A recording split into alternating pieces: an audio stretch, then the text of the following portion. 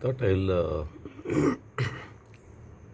show some of the result of my growing whatever I'm doing in the balcony, and this is one of my success story. This Ophiorrhiza mungos, Paatalagaruda. So I collected. I found a small patch in one of those doomed location, which is under a lot of threat of development. Then I had picked up a few plants, and then now about month, 2 months back, 2.5 months back, I had taken small plants this big, and this one I had kept it in a little sunny place. So leaves have gone a little light green, but otherwise it's quite healthy. It has flowered. Very nice flowers have come. So if it flowers and all, by and large, you can conclude that it's quite happy.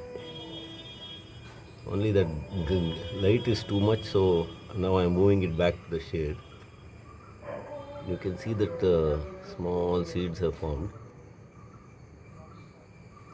but some of the seeds are looking a bit black.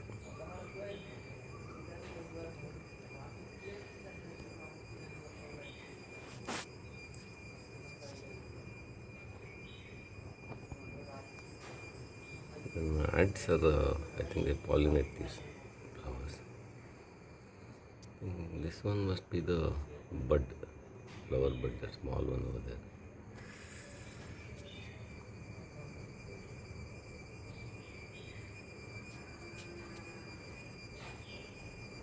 Now it's visible properly. So it has done well. Then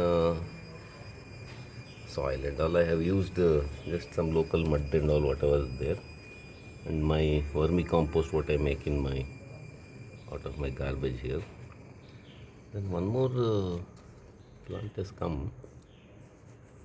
I might have thrown a couple of wild pepper seeds. Maybe it's that one or what, I'm not sure, but it looks like pepper only. So that is growing side by side. Then this Ophiorrhiza mungos, it likes it's a good idea to put it in a wide pot because it gets a bushy type of formation. Now here you can see this is this mother stem. The first what I planted was here. This one. Then from that one stem has come on the side. And then the second shoot has come from the root itself. So more will come in due course here and there. Underground the roots will go and new shoots will emerge. Then also I found if it is grown in shade, it comes more dark green. This plants I had kept in the shade. So it's a shade loving plant. It shouldn't get more than some half an hour or 1 hour of morning sunlight. Harsh afternoon sunlight and all it doesn't like.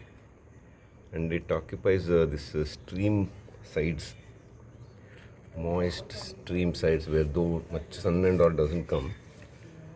So you have to give a moist atmosphere. If it's a dry place and all, summer and all, it can just wilt off. In the summer, in a dry area, humidity is low and all, better to keep it in a greenhouse or some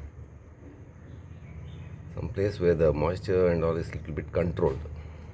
And it's I suspect it's difficult to grow outside its native region. I sent one plant to Bangalore, but apparently I got the news that it didn't survive. So that is one. This is the other one, and then here I have one more. This also dark green leaves. Then the flowering also is happening. It's looking good and nice. And this Ophiorrhiza mungos, it doesn't become big in the wild habitat, about 1 feet high. So in a wide pot, and it likes a clayey, whitish type of mud.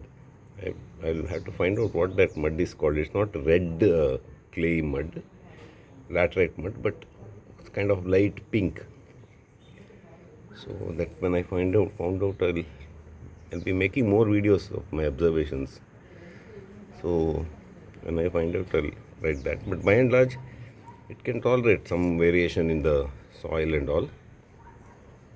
So main thing is humidity, and it does best in that sticky soil, but sticky light colored jedi mannu it's called, that soil in Kannada. So the small ones are already flower buds have started. Oh, very pretty, you can see now.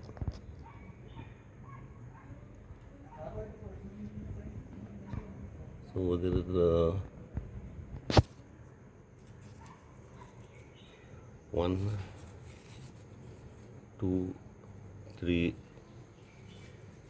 4, 5 places it's flowering, and it flowers continuously also. And I suspect that this from these seeds, new plants can be generated, but from cuttings also. Not exactly cuttings, but some little root has to be there. You can do that layering and things like that, and try out multiplication. So that's a little bit about this Ophiorrhiza mungos.